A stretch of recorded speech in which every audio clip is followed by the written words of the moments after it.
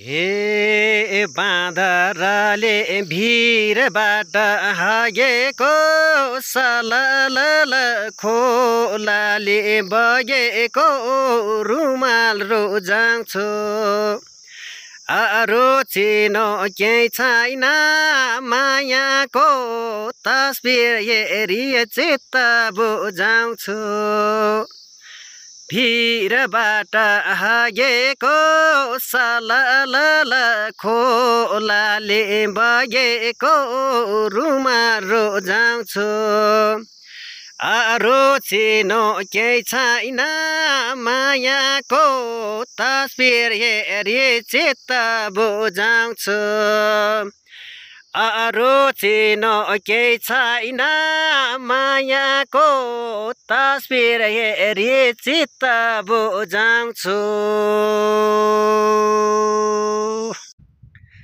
खासमा यो गीत जुन बेलातिर निस्किया थियो नि त्यो बेलातिर मलाई लास्टै मन पर्थ्यो कि यो गीत चाहिँ लोक सम्राट आदरणीय राजु परियार सरले गाउनु भएको थियो।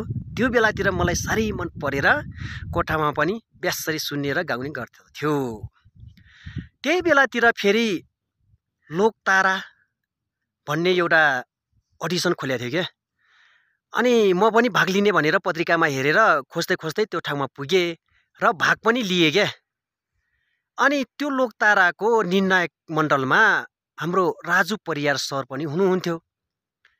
अनि मैले उहाँले नै गाउनु भएको गीत मैले गाइदिँदाखेरि उहाँले एकदम प्रोत्साहन दिँदै एकदम राम्रो छ है भाइ, राम्रो गर्नुपर्छ। अब हामी चाहिँ बातेपाताको तालमा सारङ्गी हार्मोनियम मादलको तालमा गाउन सिक्नुपर्छ।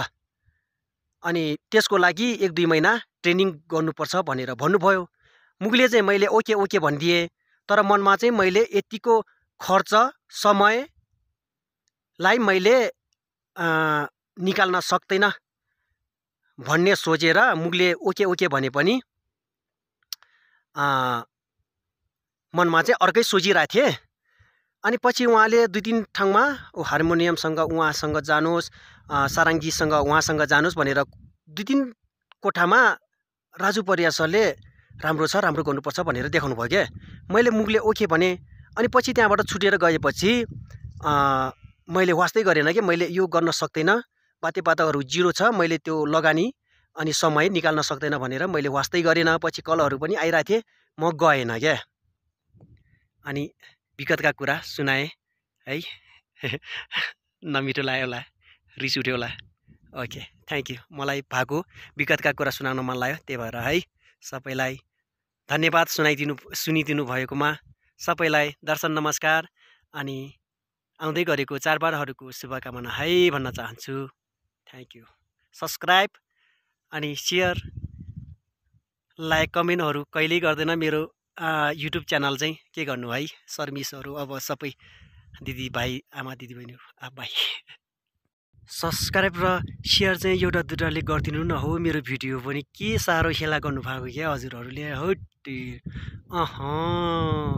सब्सक्राइब गरिदिनु भयो भने फेरि अर्को रोचक कहानी लिएर आउँछु के म पनि।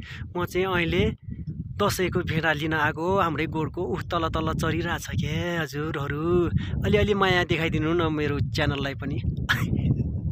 Thank you all of you. म सङ्गीत कर्मी त होइन, सङ्गीत क्षेत्रलाई एकदम माया गर्ने सङ्गीत प्रेमी हो। सङ्घर्ष गर्न पनि सकिएन, प्रगति गर्न पनि सकिएन सङ्गीत क्षेत्र के होइन।